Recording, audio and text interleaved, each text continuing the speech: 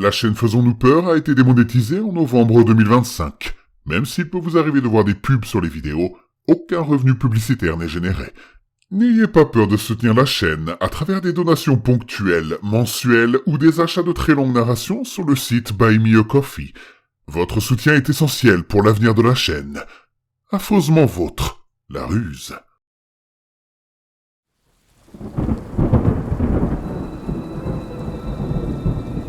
Attention, le contenu de cette vidéo peut heurter la sensibilité des plus jeunes. Vous êtes prévenus. N'ayez pas peur de laisser un pouce bleu, d'activer les notifications et de vous abonner si ce n'est pas déjà fait.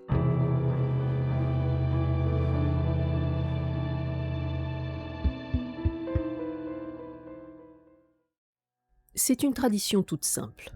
Chaque soir, pendant la semaine de l'équinoxe d'automne, vous recevez un cadeau et devez laisser une fleur sauvage en échange. C'est ce que m'a raconté ma sœur Kate lorsque je suis allée lui rendre visite fin septembre. Elle vivait dans une petite ville du Panama depuis 6 mois et avait déjà adopté bon nombre des superstitions locales. Dès ma première nuit là-bas, j'ai remarqué un plateau en laiton sur chaque porche, contenant chacun un bouquet de fleurs enveloppées dans de vieux rubans décolorés. La plupart étaient rouges ou l'avaient été dans une vie antérieure, mais il y en avait quelques-uns bleus, éparpillés parmi eux. C'est moi qui avais posé la question. Alors quand ma sœur s'est lancée dans une tirade sur Las Malvadas, ainsi que sur quelque chose qui pourrait se traduire librement par « l'abattage des âmes », je l'ai écoutée poliment sans lui dire à quel point elle semblait ridicule. Dans le Michigan, elle n'avait jamais été du genre crédule. Nous avons toujours aimé l'idée des fantômes et des ghouls, mais nous savons que ce genre de choses n'existe pas vraiment. Ou du moins, nous le savions. Tout cela me mettait un peu mal à l'aise, vu le sérieux avec lequel elle prenait la chose. Mais en fin de compte, je me suis dit que cela ne pouvait pas faire de mal. Je l'ai même aidé à cueillir des fleurs sauvages derrière la maison pour les mettre dans le plateau d'offrande. Le lendemain matin, il y avait une petite figurine sculptée dans du bois, enveloppée dans un autre ruban.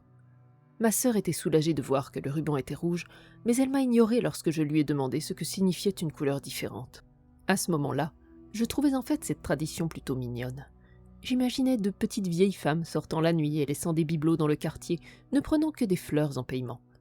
C'était dommage que tout cela soit basé sur la peur, mais le geste en lui-même semblait plutôt sympathique, d'une manière un peu désuète. Au cours des jours suivants, nous avons parcouru toute la ville et nous sommes restés occupés jusqu'au soir. J'aurais complètement oublié les offrandes si ma sœur n'avait pas tenu à déposer ses fleurs chaque soir. Finalement, elle a dû retourner au travail, mais j'ai réussi à m'occuper toute seule. Je suis allée faire un tour dans des marchés locaux et j'ai rafraîchi mon espagnol tout en discutant avec des inconnus. Ma sœur rentrait généralement à temps pour dîner avec moi, mais un soir, elle m'a appelé pour me dire qu'elle allait travailler tard. Elle ne pensait pas rentrer avant le petit matin, alors j'ai décidé d'aller passer le temps dans un autre bar du quartier. « N'oublie pas de sortir les fleurs », m'a dit ma sœur avant de raccrocher. « Je suis sérieuse. Elles doivent être sur le plateau avant minuit. »« Oui, oui, » ai-je répondu, « je les sortirai. »« Je ne plaisante pas, » a-t-elle dit, tendue et sombre, lorsqu'elle m'avait expliqué cela pour la première fois. « Je les mettrai, » ai-je dit en essayant de cacher mon agacement. C'était une chose qu'elle veuille participer à cette activité ridicule, mais je ne devrais pas avoir à m'y impliquer. Mais bon, c'était une tâche simple, rien qui valait la peine de se disputer. Nous nous sommes dit au revoir et je me suis préparée à partir. Je suis rentrée vers 1h du matin et j'ai cherché mes clés bien plus longtemps que nécessaire. À ce moment-là, je ne pensais qu'à une chose, aller me coucher. Je me suis affalée sur le futon et j'étais sur le point de m'endormir quand je me suis souvenue des fleurs. Il m'a fallu toute mon énergie pour me redresser. Je me suis tournée vers la porte d'entrée qui me semblait soudainement à des kilomètres. J'avais promis à ma sœur et je ne voulais pas revenir sur ma parole. Mais plus j'y pensais, plus tout cela me semblait inutile. Elle ne remarquerait même pas que je n'avais pas mis les fleurs, puisque la personne qui venait les chercher les aurait déjà prises. Peut-être qu'elle ne recevrait pas de cadeau à cause de mon manque de suivi, mais je n'avais pas l'énergie de m'en soucier maintenant. Avec un pincement de culpabilité qui s'est rapidement transformé en irritation, je me suis retournée et je me suis endormie. Au matin, j'ai pensé à ce que ça ferait à ma sœur si elle découvrait la vérité. Elle en avait fait toute une histoire depuis le début, et je ne voulais vraiment pas que cela gâche toute ma visite. J'ai vérifié l'hôtel dès que je me suis levée, et à mon grand soulagement, il y avait un autre cadeau sur le plateau. Tout allait bien. Cette fois-ci, cela ressemblait à une poupée faite de brindilles et de poils d'animaux. Honnêtement, c'était assez effrayant. J'ai décidé de laisser ma sœur s'en occuper elle-même, puis je suis allée dans la cuisine pour prendre mon petit déjeuner. Je pensais que c'était fini, mais dès que ma sœur est sortie, elle a commencé à paniquer. « Qu'est-ce que tu as fait ?» a-t-elle crié. J'ai eu un haut le cœur, mais j'ai essayé de rester calme. « Quoi ? Qu'est-ce qui ne va pas ?» Elle a brandi le cadeau, me le mettant sous le nez comme s'il s'agissait d'une preuve accablante. Je ne comprenais toujours pas le problème, alors elle a pointé du doigt le ruban noué autour de la taille de la poupée. « Si tu avais mis les fleurs comme tu aurais dû le faire, ce serait rouge, pas bleu !» Je me suis sentie coupable pendant un instant, mais plus elle s'énervait, plus cela me faisait peur. J'avais peur qu'elle ne soit pas bien. Peut-être que ce n'était pas seulement de la superstition, mais une maladie mentale sous-jacente qui ne faisait que refaire surface maintenant. Il n'y avait aucun moyen de justifier son comportement. « Écoute, Kate, je suis désolée, » dis-je en essayant de la calmer, mais elle ne me laissa pas le temps de finir. « Tu sais ce qu'on doit faire maintenant ? On doit lier les fleurs avec du sang. » Je laissai cette phrase flotter dans l'air entre nous pendant un moment, avant de répondre d'un ton incrédule. « Quoi ? Tu as pris cette maison pour cible, et la seule façon d'apaiser les malvadas maintenant est de verser ton propre sang. » Je suis restée là, abasourdie, pendant qu'elle courait vers la cuisine. Je commençais sérieusement à avoir peur. Cela ne lui ressemblait pas de s'énerver pour un mythe local. J'aurais cru qu'elle se moquait de moi si elle n'avait pas été aussi sincèrement désemparée. Quand je l'ai finalement suivie dans la cuisine, je ne pouvais plus prétendre que ce n'était pas grave. « Qu'est-ce que tu fais ?» demandai-je en restant dans l'embrasure de la porte. Kate avait le couteau contre son poignet et le fixait au-dessus de l'évier. Sous son bras se trouvait une soucoupe, stratégiquement placée sous la zone qu'elle s'apprêtait à couper. « Arrête, Kate, tu me fais peur. S'il te plaît, arrête ça !» Elle m'a regardée, des larmes coulant sur son visage, et j'étais partagée entre l'envie de la réconforter et celle de l'emmener aux urgences. « Kate, tu es malade. Il faut t'emmener voir un médecin. »« Ne sois pas condescendante avec moi !» a-t-elle crié, et j'ai appuyé mon dos contre le mur. Elle ne m'avait jamais crié dessus comme ça auparavant. Kate se retourna vers l'évier, puis s'essuya les yeux du revers de la main. « Je sais que tu ne comprends pas. Tu penses que je suis folle. C'est parce que tu ne l'as jamais vue. » J'ai dégluti. « Kate, allez, pose ce couteau. » Kate a secoué la tête et s'est à nouveau tournée vers moi. « Nous devons arranger les choses. » J'ai fait un pas timide vers elle, observant ses mains avec attention. Se faire saigner ne va pas arranger les choses. Elle a de nouveau secoué la tête avec plus d'insistance. « Je sais, » a-t-elle murmuré. « Il faut que ce soit toi. » Je me suis à nouveau figée, effrayée à l'idée de m'approcher davantage. « Kate, tu me fais peur. Tu veux me faire du mal maintenant ?»« Non !» a-t-elle crié. « Je ne veux pas te faire de mal. Je veux te protéger. Et je pensais que peut-être, si je le faisais moi-même, tu serais en sécurité. Mais je sens dans mes tripes que ce n'est pas vrai. C'est toi qui as merdé. Ça doit être ton sang. »« Waouh, attends !» ai-je dit en reculant. Elle a serré le couteau plus fort et fait un pas vers moi. « Je sais que tu ne me crois pas, mais je dois le faire, » dit Kate. « S'il te plaît, ne te bats pas avec moi. Je ne veux pas que ces choses t'arrivent. » À ce moment-là, je ne savais pas du tout comment réagir. Malgré ce qu'elle disait, elle avait l'air d'être ma sœur habituelle, rationnelle, mais en plus larmoyante. Je n'arrivais pas à me faire à l'idée qu'elle pensait que me couper empêcherait des sorcières maléfiques de se venger de nous. « Quelle chose ?» demandai-je, presque effrayée à l'idée de le découvrir. Avait-elle vu quelque chose se produire dans cette ville isolée ? Un traumatisme peut avoir des effets sur le psychisme d'une personne, lui faire croire des choses qu'elle n'aurait pas crues autrement. Je crois qu'on appelle ça un mécanisme d'adaptation pour essayer de donner un sens à l'insondable. Les yeux de Kate se sont croisés avec les miens, le désespoir dans son regard. « Ils n'ont pas de corps à eux, » dit-elle, l'hystérie s'estompant pour laisser place à un calme désolé. « Ils doivent se développer dans un vaisseau choisi. Si tu ne répares pas ce que tu as fait, elle pourrait te choisir pour être son vaisseau. Ou pire. »« Kate, allons-y, » ai-je dit. « Allons en ville et prenons un motel. Comme ça, on n'aura pas à s'inquiéter des malvadas, des malédictions ou de ce genre de choses. »« Ça n'a pas d'importance, » dit-elle en brandissant le couteau. « Ils te trouveront où que tu ailles. Il est trop tard. Tu n'as qu'une seule option. » Elle a tendu le bras et a saisi mon poignet avec plus de force que je ne l'aurais cru. « Kate, arrête !» dis-je en me retirant. « Tout ce que tu avais à faire, c'était d'offrir des fleurs, » s'est-elle emportée. « Ce n'était pas difficile. Mais tu n'as même pas pu faire ça, et maintenant je dois faire couler ton sang. » J'ai serré la mâchoire à cette accusation, et j'ai arraché mon poignet de son emprise. Maintenant, je me fâchais. J'avais été indulgente avec elle jusqu'à présent, mais elle devenait ridicule. Je ne risquais pas d'attraper le tétanos à cause d'une superstition de l'arrière-pays. « Ça suffit, Kate, tu es folle. »« Je ne m'attends pas à ce que tu changes d'avis, dit-elle. Mais il faut que tu fasses ça pour moi. » Elle m'a regardé fixement, hérissée par mon silence stupéfait. « Tu dois le faire pour moi. Donne-moi ton bras. Pourquoi fais-tu cela? Depuis quand laisses-tu le folklore contrôler ta vie? Tu n'es pas la sœur que je connais. » « Eh bien, tu n'auras pas de sœur du tout si tu ne me donnes pas ton putain de bras !» La pièce redevint silencieuse. Bien qu'elle n'ait pas bougé, je pouvais voir le soupçon de regret sur le visage de Kate, réalisant ce qu'elle avait dit sous l'effet de la peur et de la colère. Mes yeux commencèrent à me brûler, et ma vision se brouilla. « Qu'est-ce que tu racontes? Tu me couperais sérieusement les vivres à cause de cette merde ?» demandai-je en serrant les dents. Kate ne me regardait plus. La rage montait en moi. « Très bien, j'ai craqué. Tu dois me couper pour tes superstitions à la con. Fais-le. Apparemment, c'est plus que... » Kate me saisit à nouveau le poignet, et avant que je puisse finir ma phrase, elle avait passé le couteau sur mon bras, laissant une blessure peu profonde, mais douloureuse, juste en dessous de mon poignet. « Putain de merde, Kate !» m'écriai-je en m'agrippant à mon bras en me retournant. « Tu m'as coupé, putain! J'arrive pas à croire que tu l'aies fait !»« Je suis désolée, » dit-elle tout en attrapant la soucoupe, en la tenant sous mon entaille dégoulinante. Le sang a coulé sur l'assiette, s'écoulant entre mes doigts jusqu'à ce qu'elle pose la soucoupe sur le comptoir et me donne un chiffon. « Mets de la pression dessus, » a-t-elle dit, le ton bas et vaincu.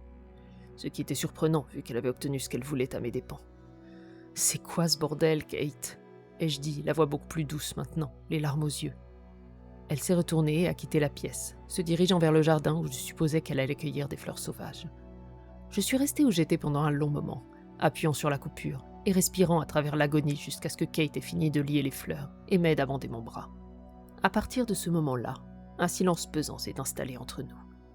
Kate semblait être devenue elle-même, peut-être juste soulagée. Je ne pouvais pas me résoudre à lui faire face, me sentant toujours trahie. Une fois de plus, j'ai envisagé d'essayer de la convaincre d'aller aux urgences, mais j'avais peur qu'elle ne m'attaque à nouveau. Quoi qu'il se passe avec elle, je n'étais pas équipée pour y faire face.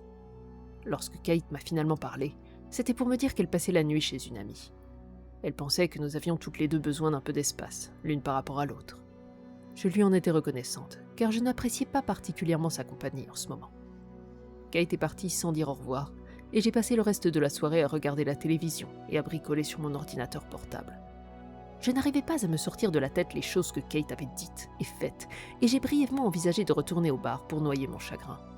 Cependant, compte tenu du fait que c'est l'état d'ébriété qui avait provoqué le conflit, j'ai décidé de ne pas tenter ma chance.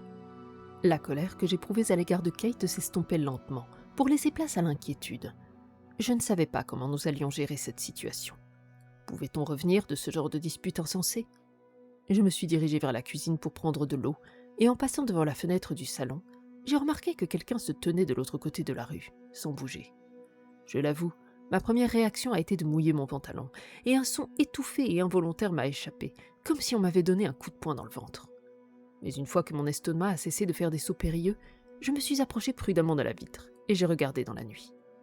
Les lampadaires étaient juste assez lumineux pour que je puisse distinguer une vieille femme, toute de noir vêtue. De mon point de vue, je ne pouvais voir que son profil, mais sa robe était assez distincte. Elle portait de lourds anneaux et bracelets aux bras et aux mains. Une série de chaînes pendait à son cou. Sa robe était si longue qu'elle traînait sur le sol, et elle portait un foulard sur ses cheveux, ce qui cachait en grande partie ses traits. Cependant, lorsqu'elle s'est retournée, j'ai pu voir clairement son visage rouge et couvert de cuir. « Ah, les Malvadas sont arrivés », me dis-je en ricanant sombrement. Une partie de moi voulait sortir et confronter la femme, comme si c'était de sa faute si ma sœur perdait les pédales. Au lieu de cela, je l'ai observée depuis le salon, tandis qu'elle traînait de l'autre côté de la rue. Elle a tourné autour du perron pendant un moment, regardant de droite et de gauche, avant de sortir quelque chose de sa poche. Un cadeau, probablement, confirmé lorsqu'elle a ramassé la botte de fleurs sauvages qui trônait dans l'autel du perron. À ce moment-là, j'ai souhaité que ma sœur puisse le voir. Je voulais qu'elle affronte la chose qu'elle avait construite dans son esprit, qu'elle puisse mettre un visage sur sa peur irrationnelle. Simplement une petite vieille qui avait fait l'échange, puis s'est éloignée dans la nuit sans se retourner. Une seule maison, apparemment. Je me suis demandé si elle reviendrait pour le reste des fleurs, ou si d'autres personnes étaient impliquées dans le processus. Quoi qu'il en soit, j'ai éteint la lumière du salon pour ne pas effrayer les autres femmes âgées qui pourraient passer. J'étais encore amère à propos de toute cette histoire, mais je n'avais pas vraiment envie d'avoir une autre grosse dispute avec Kate. J'ai passé le reste de la soirée à paresser, appréciant d'avoir du temps pour moi. C'était agréable, jusqu'à ce que, vers minuit, je remarque que le silence était devenu anormal. pas de gazouillis d'insectes, pas de bourdonnement de la civilisation. Cela m'a un peu troublée. Cependant, ce calme me permettait de me détendre et de me plonger dans un roman policier que j'étais en train de lire, alors je l'ai chassé de mon esprit. J'ai même commencé à m'endormir, le livre à la main. Un fracas soudain coupa le silence sinistre et me fit me lever à moitié, avant même que j'aie pu l'assimiler. Mon cœur battait la chamade sous l'effet de la peur, mais après un moment, je repris mon souffle et me hissai sur la pointe des pieds jusqu'à la fenêtre. J'ai regardé de droite à gauche, ne voyant d'abord rien dans la rue qui puisse expliquer le bruit. Mais avant de me détourner, j'ai vu une silhouette au bout du pâté de maison. À côté d'elle, une poubelle avait été renversée, crachant des détritus le long de la route. Voilà qui expliquait tout. Un type avait renversé la poubelle, et l'absence de grillons ou de bruit de circulation avait rendu la chute particulièrement bruyante. J'ai observé l'homme pendant un moment, alors qu'il continuait à se balancer au bout de la rue, la silhouette boursouflée. C'était un individu de grande taille, avec un ventre massif, plus grand que sa taille. J'ai supposé qu'il était complètement ivre. Il est resté ainsi dans l'obscurité pendant un certain temps, se balançant d'avant en arrière, avant de refaire des premiers pas chancelants sur le trottoir. Je remarquai alors que la plupart des lampadaires s'étaient éteints.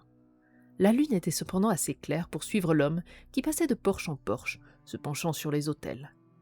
On aurait dit qu'il prenait les bouquets, mais il n'avait pas l'air de remettre quoi que ce soit. « Bon sang !» murmurai-je. Beaucoup de gens allaient être bouleversés demain matin. Je me demandais quel genre de bain de sang cela impliquerait. Je me suis figé lorsque l'homme s'est approché de l'appartement de ma sœur, se glissant en arrière de façon à ce que je sois presque caché par les rideaux. Il a jeté un coup d'œil autour de lui, la tête agitée d'une manière étrange et peu naturelle, puis il s'est dandiné jusqu'au porche de tout à l'heure. Le réverbère s'est rallumé juste à temps pour que je voie l'homme vomir sur le perron. J'ai eu un haut le cœur, et j'ai reculé jusqu'à ce que je remarque que ce n'était pas de la bile qu'il vomissait. Il vomissait du sang. Du sang épais, lourd, en quantité apparemment infinie. J'ai mis une main sur ma bouche, et j'ai regardé le type se diriger vers la porte en titubant. Il a passé une paume ensanglantée sur le devant de la porte, laissant une traînée rouge dans son sillage. Puis il a attrapé la poignée et a tiré. Une fois, 2 fois, une 3e fois, avant de lever les 2 bras et de commencer à frapper la porte de toutes ses forces. Il a fait claquer ses poings contre le bois, frénétiquement, enragé. C'est à ce moment-là que j'ai réalisé que je devais appeler les flics. Ce type avait besoin de soins médicaux. Je me suis apprêté à composer le 911, puis j'ai réalisé qu'il ne s'agissait peut-être pas de la ligne d'urgence au Panama. Troublé, j'ai essayé de chercher sur mon téléphone quand le type à l'extérieur a de nouveau attiré mon attention. Il s'était éloigné du porche et était maintenant en train de convulser dans la rue. Les bruits qu'il émettait étaient primitifs, comme ceux d'un animal sauvage, et je me suis rendu compte que je ne pouvais pas bouger. Je ne pouvais pas détourner le regard. J'ai simplement regardé l'homme tomber à genoux, s'agiter à nouveau, avant de se jeter en arrière. Toujours à genoux, il se tordit jusqu'à ce que ses épaules s'enfoncent dans l'asphalte, faisant ressortir son large abdomen dans la lumière de la lune. Son corps s'était plié si brutalement, si brusquement qu'il semblait s'être brisé en 2. C'est alors que j'ai vu le mouvement. Il était facile de le manquer au début, mais bientôt il y eut une ondulation distincte sous la peau de l'homme. Quelque chose bougeait dans ses tripes. Je voulais détourner le regard, mais je n'y arrivais pas, prisonnière de ma peur et de ma fascination morbide. L'ondulation s'était amplifiée et la peau de l'homme a commencé à se déformer, tandis que quelque chose sortait de l'intérieur. Cela me faisait penser à un ballon que l'on étire le plus possible, assez fin pour que l'on puisse voir à travers. La pression était telle qu'il était tiré jusqu'à sa limite. Puis, il s'est brisé. Une main sortit des entrailles de l'homme, s'élançant dans l'air comme un élastique tendu que l'on relâche. L'homme continua à convulser, tandis que son ventre se déchirait de l'autre côté, et une autre main en sortit, agitant ses doigts dans l'air frais de la nuit. Les mains fléchirent, puis plongèrent leurs longs ongles dans ce qui restait de peau. Elles déchirèrent l'homme, libérant davantage de ce qui se trouvait à l'intérieur, tandis qu'une épaisse chevelure émergeait, puis le début d'un corps maigre et tordu. De la vapeur s'échappa de l'homme lorsque la chose se libéra, ses entrailles se répandant dans la rue. Alors qu'il se tenait debout, pâle et nu, face à l'autre maison, je pouvais voir que c'était une femme qui avait rampé hors de lui. Enfin, un semblant de femme. Plutôt ce à quoi une femme ressemblerait si elle était dessinée par une personne qui n'en avait jamais vu auparavant. Elle mesurait environ 1,80 m. Elle était voûtée, sa peau ridée s'affaissait et pendait sur ses os. Il y avait étonnamment peu de viscères sur elle, et elle ne semblait pas gênée par le froid. L'homme se tortillait encore dans son tas de tripes lorsque la femme, la malvada, s'est approchée de la maison. Je ne pouvais pas voir son visage, je ne voyais que par seulement ce qu'elle faisait. Je pouvais cependant distinguer sa forme difforme, ses mouvements déchiquetés alors qu'elle se pressait contre le mur extérieur de la maison, juste en dessous d'une fenêtre scellée et couverte. Elle appuyait sa tête sur le bois, les bras écartés comme si elle embrassait la structure. Si elle avait émis un son, je ne l'aurais pas entendu, car mon cœur battait à tout rompre. Frappé, j'ai regardé. Je l'ai regardé étirer ses bras d'une façon anormalement longue. Je l'ai vu commencer à se glisser dans l'entrebâillement de la fenêtre fermée. Je l'ai regardé disparaître complètement. Dès qu'elle a été hors de vue, j'ai composé un numéro. Mon espagnol est limité, mais j'ai fait de mon mieux pour décrire ce que je voyais, et la femme au téléphone m'a promis que la police arriverait bientôt. Et j'ai couru autour de la maison, vérifiant les serrures de toutes les portes et fenêtres. Cela n'avait pas d'importance, n'est-ce pas? Rien ne pouvait l'empêcher d'entrer. J'ai ravalé la bile dans ma gorge et je me suis enfermée dans la salle de bain. Puis j'ai fait quelque chose que je n'avais pas fait depuis le lycée. J'ai prié. Tout ce que je sais, c'est que je me suis endormie malgré tout. Je me suis réveillée à l'étroit, dans une position douloureuse, brièvement désorientée par l'endroit où je m'étais réveillée. Lorsque je suis sortie de la salle de bain, il était 6 heures du matin. Si la police était venue plus tôt, je ne l'avais pas entendu, mais je pouvais voir des gyrophares derrière la fenêtre du salon. J'ai appelé ma sœur qui est rentrée à la maison environ 1 heure plus tard. Nous n'avons pas parlé de ce qui s'est passé entre nous. Nous n'avons pas dit grand-chose. Au lieu de cela, nous nous sommes joints aux personnes qui entouraient la zone et nous avons regardé la police boucler la maison et sortir plusieurs sacs mortuaires. Une femme a chuchoté en espagnol. Meurtre. Elle et son amie parlaient trop vite pour que je puisse saisir l'essentiel de ce qu'elle disait, mais j'ai pu comprendre que la famille qui vivait dans cette maison avait été sauvagement massacrée. Pour l'instant, il n'y avait pas assez d'informations pour deviner pourquoi.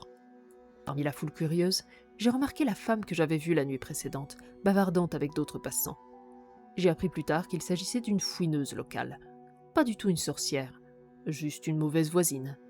Mais je n'ai jamais su ce qu'elle faisait sous le porche cette nuit-là. Je suis partie un jour plus tôt, sans que ma sœur ne s'y oppose. Malgré tout, on s'est serré dans les bras et on s'est dit « je t'aime ». Le vol de retour m'a semblé encore plus long que d'habitude. Dans un sens, c'était comme si j'avais laissé une partie de moi dans ce village, mais je n'arrivais pas à savoir quoi ou pourquoi. Je suis maintenant aux États-Unis et je n'ai pas beaucoup parlé à ma sœur. Pour l'essentiel, les cauchemars ont cessé, mais il m'arrive encore d'entendre des grattements à la fenêtre de ma chambre.